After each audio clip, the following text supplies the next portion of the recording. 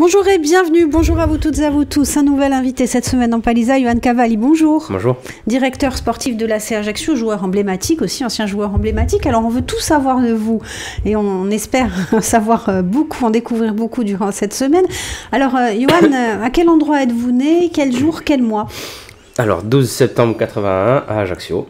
Ajaccio, donc les premières années se passent à Ajaccio, les premiers souvenirs d'enfance sont à Ajaccio. Exactement, Saline Saint-Jean, école Saint-Jean, et ensuite primaire à l'école Saint-Pierrot, et j'ai fini au Laetitia avant de partir.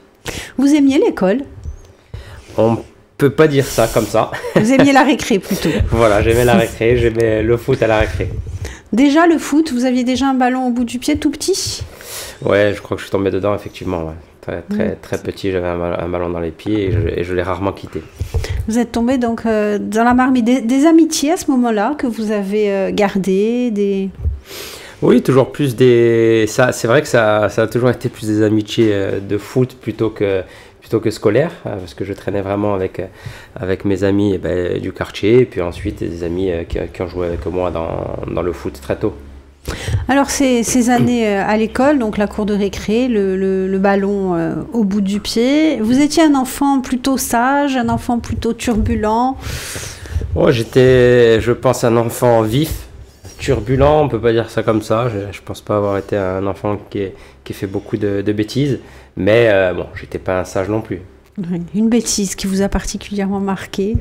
Vous êtes fait particulièrement engueuler, punir? Particulièrement punir, j'avais oublié de réviser un contrôle et j'avais signé à la place de ma mère. Et elle s'en était rendue compte et là, je m'en souviens encore.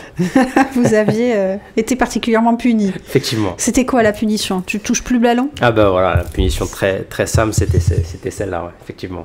Et ça vous a permis d'avancer? Oui, effectivement. Après, quand je vous dis, j'étais pas non plus très turbulent. On peut pas dire que j'adorais l'école, mais je faisais comment on dit, le minimum syndical. Le minimum syndical. Pour pouvoir aller jouer au foot après. Exactement. Les premières années foot en club, ça commence où, quand, comment? Ben, ça commence à 4 ans et demi, ce qu'on appelait à l'époque les baby-foot, au Gazélec, parce que mon père était entraîneur là-bas à l'époque. Donc mes premiers pas étaient là-bas. Quand vous entrez justement dans ce club, ça vous fait quoi? Ça procure quoi? Le fait d'être entraîné, le fait d'avoir un encadrement? Sincèrement, j'étais aussi heureux au quartier en jouant qu'en club. À partir du moment où il y avait un ballon à se partager et beaucoup de copains autour, c'était agréable autant en club qu'en quartier. La première idée, c'était ça, c'était de partager un ballon avec les copains? C'était non seulement la première, mais la seule. Et c'est resté celle-là tout au long, c'est ce qui vous a permis d'avancer aussi? Oui, effectivement, j'ai toujours eu cette passion, j'ai toujours voulu devenir footballeur professionnel.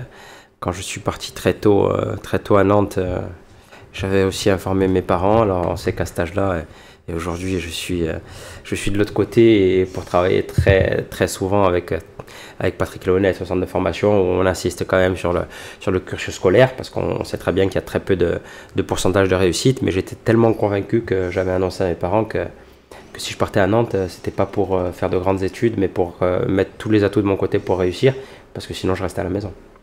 Merci beaucoup Johan Cavalli. On vous retrouve dès demain pour parler à nouveau de votre parcours. À demain. Merci beaucoup. Bonjour et bienvenue. C'est Johan Cavalli, notre invité cette semaine. Bonjour. Bonjour. Directeur technique de l'AC Ajaccio, donc le primaire, les premières années en club et puis le Laetitia. Donc comment ça se passe? Très bien, parcours normal, la cour des grands, on rentre au collège, Laetitia, qui était pas loin de chez moi, puisque après le quartier Saint-Jean, on a déménagé au Salar, donc beaucoup d'allers-retours à pied avec ma cousine, puisque nos mères habitaient travaillaient à l'hôpital. Donc voilà, beaucoup d'allers-retours entre l'hôpital, le Salar et le collège. Et là c'est pareil, vous n'avez qu'une obsession, c'est de faire du football votre vie, votre profession. Ben, elle est grandissante, puisqu'on s'approche du collège, donc on commence à grimper les catégories. Au foot en club, ça se passe plutôt pas mal, donc effectivement, l'envie continue. On vous repère? Disons que sur la région, oui, on me repère. C'est vrai que je faisais partie d'une génération où je faisais partie des meilleurs. Donc effectivement, on s'est commencé, surtout chez nous, ça parle, ça descend, ça monte vers le nord, ça descend vers le sud. Donc effectivement. Vous aviez le temps pour d'autres loisirs? Non.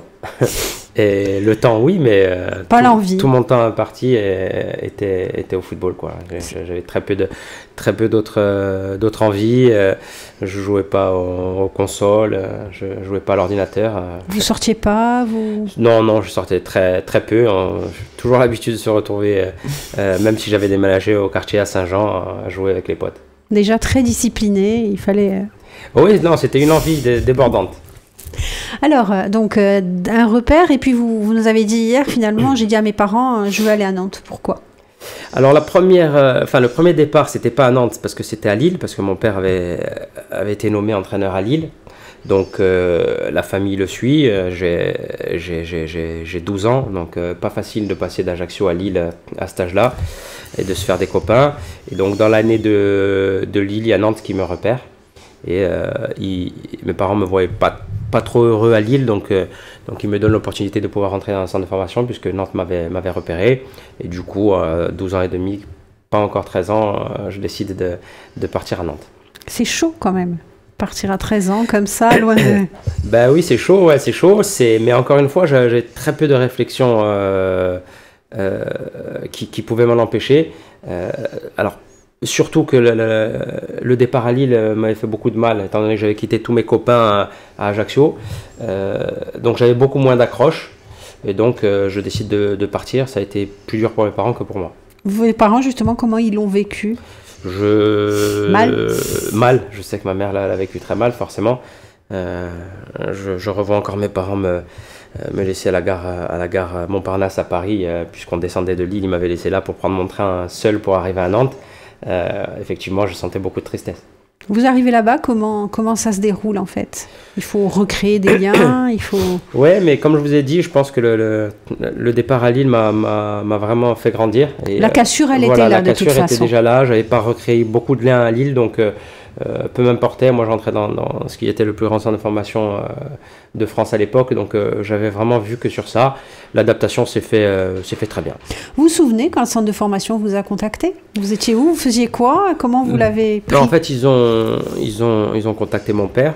Alors c'était délicat parce que je jouais à Lille, mon père est entraîneur de Lille, et donc sur un match, dans un tournoi, il m'avait repéré. Donc dans l'année, il m'avait demandé de descendre faire un tournoi avec eux pour commencer à me familiariser.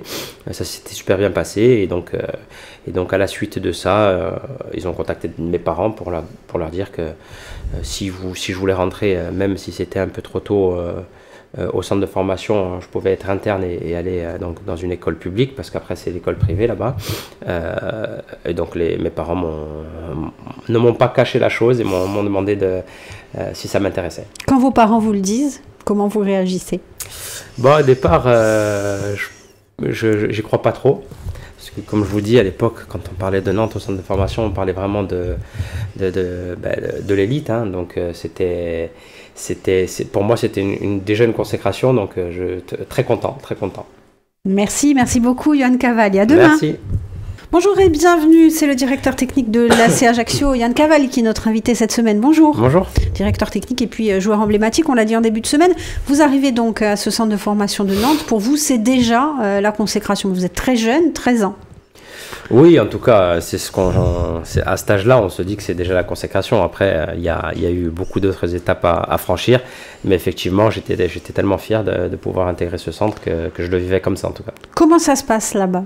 Qu'est-ce que vous y apprenez? Qu'est-ce que la discipline? Oui, exactement. On apprend la discipline, on apprend un cadre de vie, un cadre d'éducation sportive. Alors, un peu comme on fait, comme je vous le disais avec Patrick Léonès, et aujourd'hui, on se rend compte qu'il ne faut pas faire de bêtises à l'école, sinon on est de suite puni sportivement, parce qu'ils savent que c'est une accroche, et en même temps, ça crée une éducation. Donc, on est déjà dans un moule de pré-professionnel, je dirais. Vous le vivez bien? Oui, très bien. Franchement, je le vis très bien. Je suis rapidement très heureux. La difficulté d'avoir quitté mes parents n'était pas pour moi vraiment difficile à vivre puisque je vivais vraiment ma passion et mon rêve de chaque jour, donc je le vis plutôt bien. Ouais. Est-ce que vous avez gardé un bon souvenir de là-bas et un souvenir un peu moins bon? Un bon souvenir, j'en garde tellement, parce qu'au-delà du fait d'être entré dans une formation, c'est l'étape qui m'a fait devenir homme, peut-être plus rapidement que la norme, puisque quand tu pars à 13 ans de la maison, il faut de suite grandir, mais je ne peux pas vous sortir un bon souvenir. Et un mauvais? Il y en a eu tellement. Un mauvais, peut-être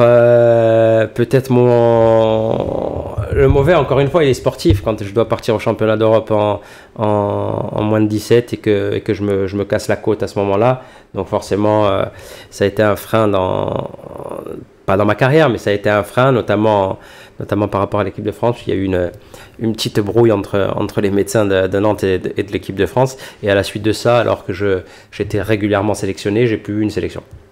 Voilà, donc c'est peut-être le souvenir qui me reste un petit peu amer. C'est-à-dire cette brouille? Certains disaient que vous pouviez jouer, d'autres non? Non, jouer, je pouvais pas, c'était impossible. Parce que s'il y avait ne serait-ce qu'une petite chance, j'aurais vraiment joué, mais je m'étais cassé la première côte qui est quasiment incassable et qui fait vraiment très très mal.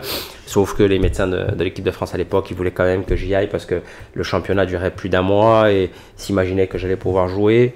Et donc le docteur de Nantes à l'époque disait que c'était impensable qu'un jeune pouvait jouer. Voilà, il voulait que je parte quand même pour me voir, et puis le doc de Nantes n'avait pas voulu, donc voilà, ça avait fait une petite brouille. Qu'est-ce qui se passe après Nantes? Après Nantes, je passe de mes 13 ans jusqu'à mes 19 ans, à la suite d'un cursus où tout s'est très très bien passé. Je suis passé de contrat en contrat jusqu'à un contrat espoir, et à la suite de ce contrat espoir pro, au bout à 6 mois de la fin de mon contrat, on me demande un rendez-vous, voir un petit peu pour la suite.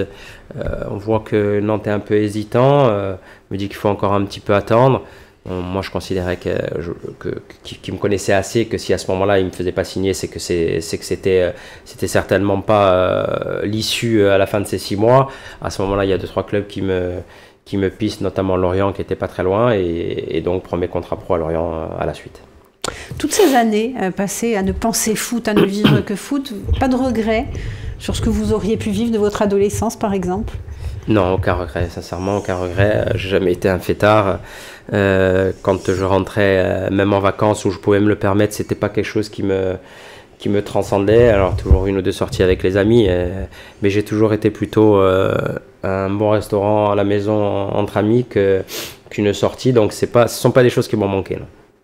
Merci beaucoup Yohan Cavalli. À demain. Merci. Bonjour et bienvenue, on accueille Yohan Cavalli. Bonjour. Bonjour. Premier contrat pro à Lorient donc. C'est ça, contrat pro à Lorient, mes 19 ans, où là encore ça s'enchaîne très vite. Donc 15 jours après, je joue mes premiers matchs en Ligue 1. 4 mois et demi après, je gagne la Coupe de France avec Lorient contre Bastia à l'époque. Voilà, tout va très vite après.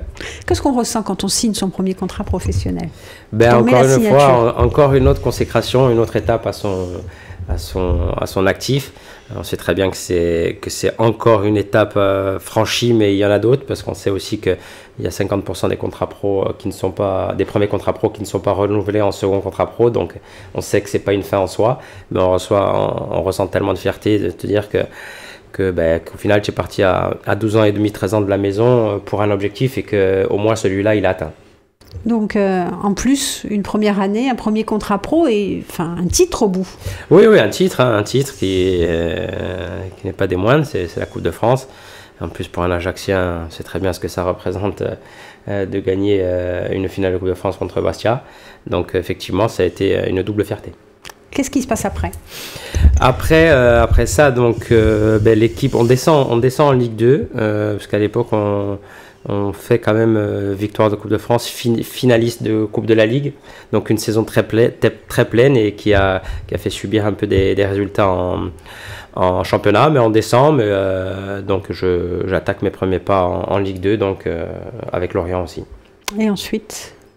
Et ensuite, une carrière pas à mon image, en tout cas toute la première partie de ma carrière, puisque cause de blessures, parfois à cause de moi aussi, à cause aussi certainement d'un ou deux entraîneurs que j'ai pu connaître, mais les choses n'ont pas fonctionné dans la durée dans les clubs que j'ai fait, donc j'ai enchaîné beaucoup de clubs, j'ai enchaîné 7 ou 8 clubs sur la première partie de ma carrière. Alors des choses enrichissantes aussi, parce que même si ça n'a pas été très loin, très long, j'ai joué en Espagne, j'ai joué en Angleterre, une autre culture, une autre langue, donc ça m'a aussi fait grandir dans ma vie d'homme, et jusqu'à cette signature à l'ACA. Et là, une vraie carrière comme peut représenter ma personnalité, beaucoup de fidélité, beaucoup de sueur mise sur le terrain pour un club, pour un seul club, beaucoup de fierté. Voilà, je pense que la deuxième partie de ma carrière me ressemble beaucoup. C'était un objectif que de venir donner votre talent à la Corse, en fait, rendre votre talent.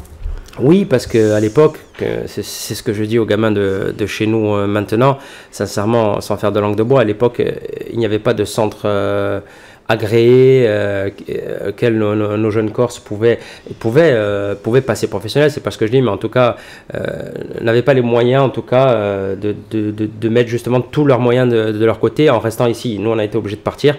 Et aujourd'hui, la grande fierté, c'est de pouvoir donner ça à nos jeunes Corses avec notre centre ici à l'ACA.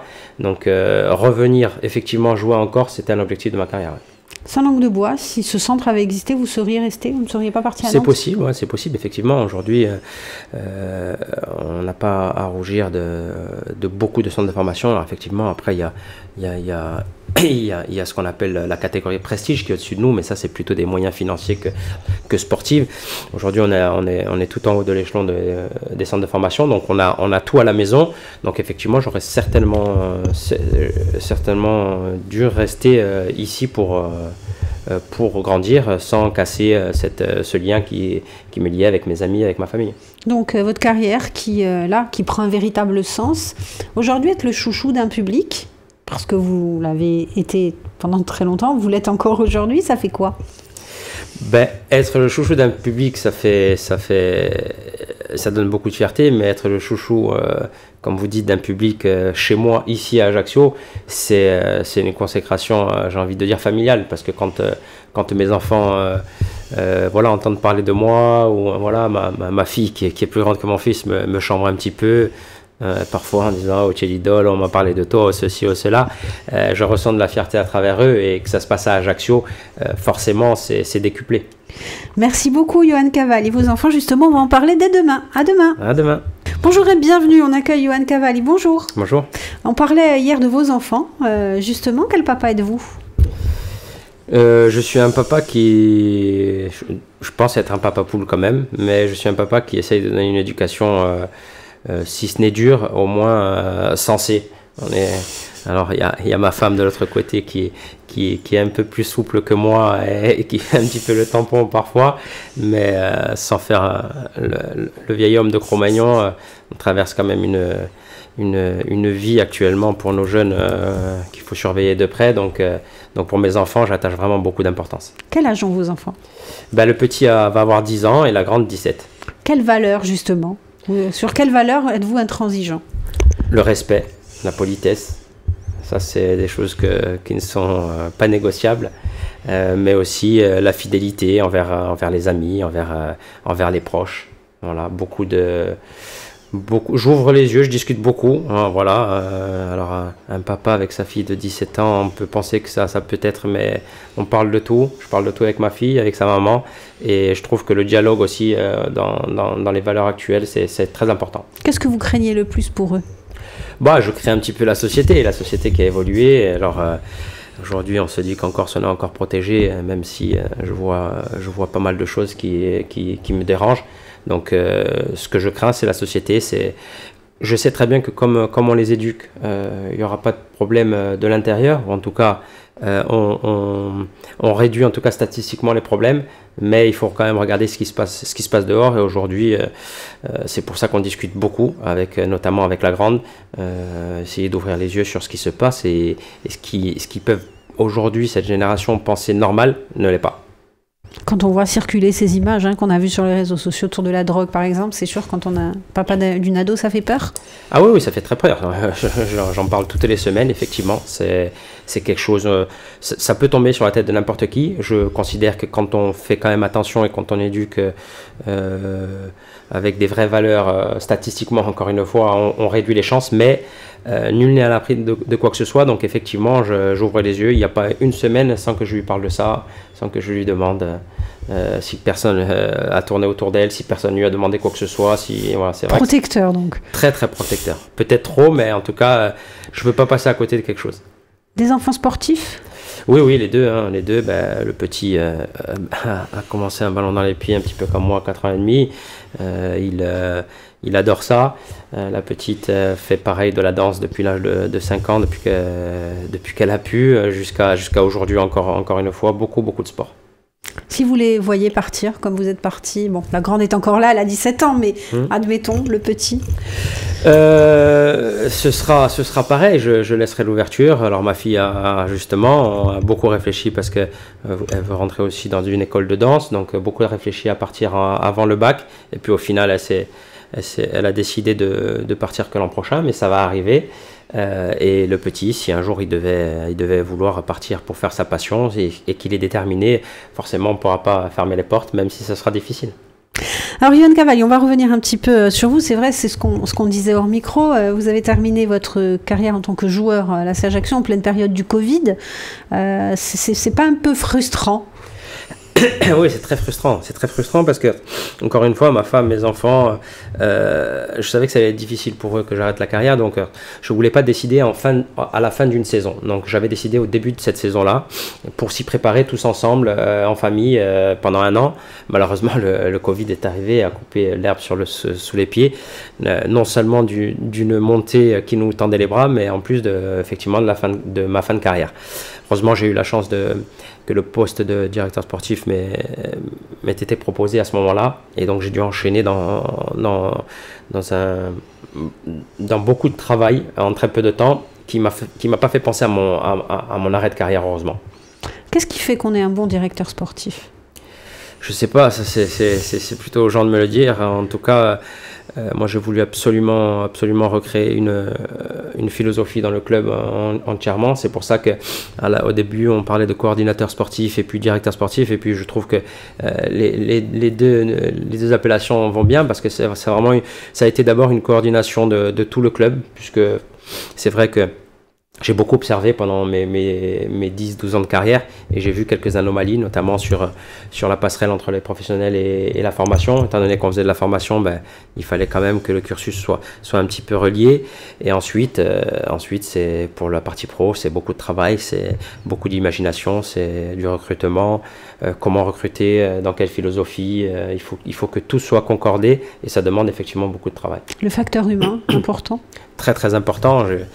J'ai ce rôle-là aussi avec les joueurs. Alors, il y en a certains avec qui j'ai joué, donc c'est bien aussi, puisque ça fait le lien. Et puis j'ai essayé de leur inculquer ce que peut être un lien à l'intérieur du vestiaire quand j'étais plus là, parce que c'était peut-être la partie que je faisais la mieux.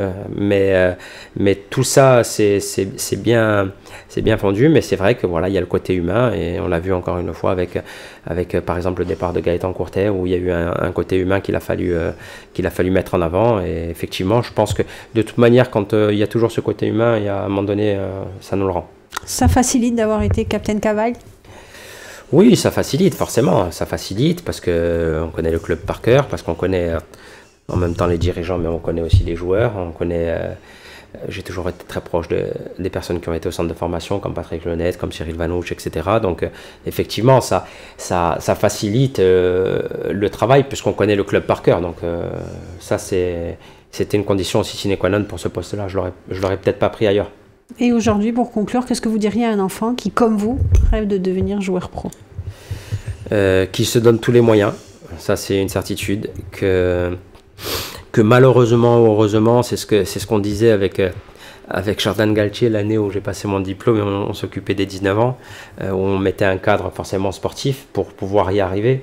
Et on disait aux jeunes qu'il ne faut pas qu'ils aient honte de vouloir sortir le week-end ou de vouloir boire un verre, etc., mais que ce n'était pas compatible avec le football de haut niveau. Donc je leur dirais que s'ils ont vraiment décidé, qu'ils se donnent vraiment tous les moyens. Merci beaucoup Yohan Cavalli d'avoir passé cette semaine en notre compagnie. On vous retrouve du côté de la CIH. À très bientôt. Merci beaucoup, à bientôt.